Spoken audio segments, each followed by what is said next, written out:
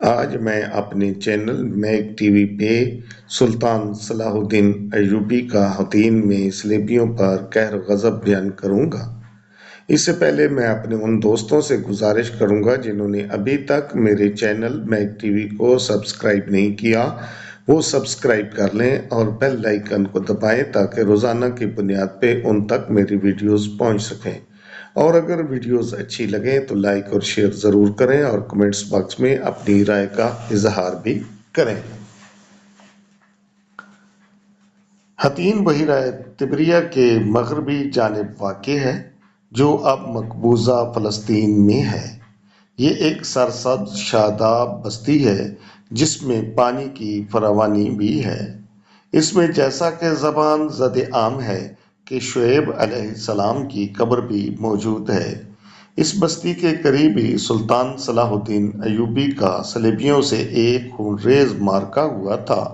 وہ کس طرح ہوا تھا، ابھی تاریخ کے اوراق پلٹتے ہیں۔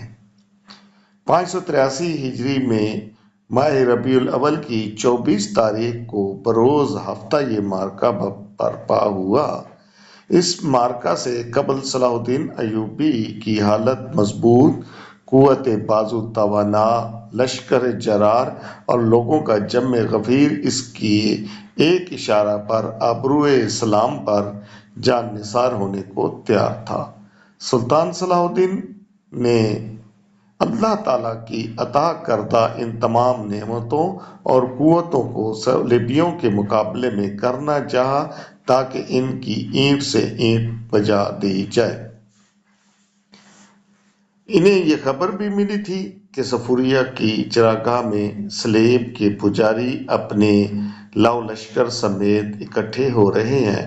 سلطان اپنے لشکروں سمیت حطین کے علاقہ بحیرہ طبریہ کے غربی پہاڑ پر ان کے قریب ہی خیمہ زن ہوا۔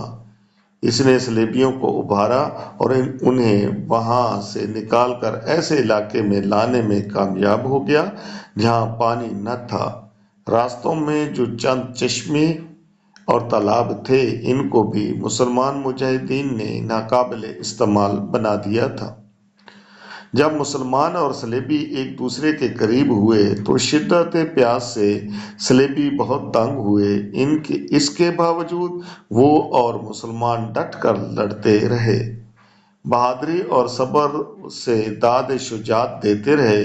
مسلمانوں کے مقدمۃ الجیش یعنی سپاہ کے اگلے دستے بلندی پر چڑھنے میں کامیاب ہو گئے، جس کے بعد انہوں نے ان اللہ کے دشمنوں پر تیروں کی بوچھاڑ سے وہ بارش برسائی کہ وہ منتشر ٹڈی دل کا حملہ ہو۔ اس سے دشمن کے ان گنت گھوڑ سوار واصل جہنم ہوئے۔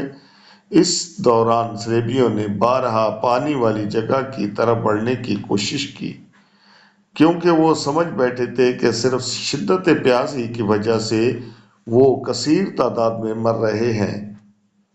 اس بیدار مغز قائد و سپہ سالار نے ان کے ارادوں کو بھانپ لیا تو وہ ان کے اور ان کی مطلوبہ چیز یعنی پانی کے درمیان حائل رہا اور ایسے ہی ان کی شدت پیاس کو برقرار رکھا۔ پھر خود بنفس نویس طوفانی موجوں کی طرح مسلمانوں کے پاس پہنچ پہنچ کر انہیں ابھارتا رہا، جو اس شہادت کے صلے میں انہیں اللہ کے پاس ملنے والا تھا، اس کی رغبت دلاتا رہا، شوق جہاد پیدا کرتا رہا۔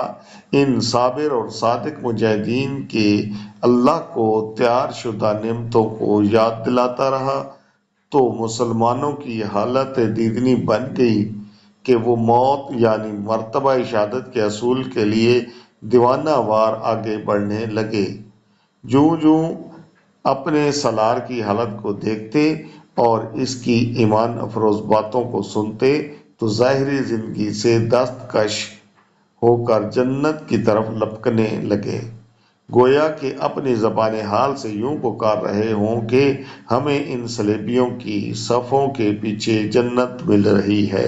چشم زدن میں ایک نوجوان مسلمانوں کی صفوں سے بجلی کی طرح نمودار ہوا اور صلیبیوں کی صفوں کے سامنے سینہ تانے کھڑا ہو گیا۔ جیسے موت پر بیعت کرنے والے لڑتے ہیں، ایسی بے جگری سے لڑا کہ دشمن حیران و ششدر رہ گیا۔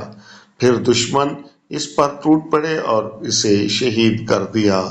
اس شہید کا ہونا کیا تھا کہ پٹرول کے خزانوں میں آگ سلگا دی گئی ہو۔ مسلمان طیش میں آ گئے، ان کے سینوں میں جوش انتقام کا طوفان ٹھاٹھے مارنے لگا۔ لہذا انہوں نے ایسا نعرہ تکبیر بلند کیا کہ جسے کائنات کے کناروں نے سنا ہوگا اور آفاق کے عالم نے جس کا جواب دیا ہوگا۔ پھر مسلمانوں نے صلیبیوں پر وہ پرخلوص فدائیانہ اور جان نثارانہ حملے کیے جنہوں نے صلیبیوں کی صفوں کو تتر بتر کر کے رکھ دیا۔ صلیبی فوج کے سربراہ الکونسار ریمونڈ کا دل مایوسی اور نا امیدی سے بھر گیا۔ اس نے میدان جنگ سے فرار ہونے کی کوشش کی، لیکن یہ کیسے ہو سکتا تھا؟ اس نے اپنا ایک گھوڑا سوار دستہ اکٹھا کیا اور قریبی مسلمانوں پر حملہ آور ہوا تاکہ بھاگنے کے لیے کوئی راستہ بنا سکے۔ لیکن اس جانب سلطان صلاح الدین ایوبی کا بھتیجا تقی الدین عمر مقرر تھا۔ جب اس نے دیکھا کہ وہ ایک مصیبت زدہ اور مایوس آدمی کے حملے کرنے کی طرح حملہ آور ہے، کوئی رائے فرار چاہتے ہیں، تو اس نے انہیں بھاگنے کی راہ دے دی۔